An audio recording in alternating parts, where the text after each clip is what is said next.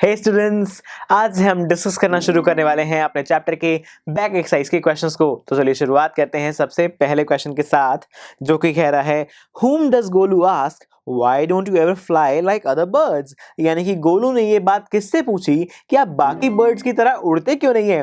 Well students, ये बात जो गोलू है उसने पूछी थी अपनी आंट ऑस्ट्रिच से, क्योंकि हम जानते हैं कि जो ऑस्ट्रिच है वो उड़ तो सकती नहीं है बाकी बर्ड्स की तरह। तो इसीलिए गोलू ने अपनी आंट ऑस्ट्रिच से पूछा कि आप बाकी बर्ड्स की तरह उड़ती क्यों नहीं है। राइट स्टूडेंट्स, तो ये था हमारा क्वेश्चन 1, जिसे हमने अच्छे से समझ लिया। आप इसका रिटर्न सोल्यूशन विजिट कीजिए। मैं मिलता हूँ अगले लेक्चर में। आई एम श्योर स्टूडेंट्स, आपको ये लेक्चर बहुत ही पसंद आया होगा।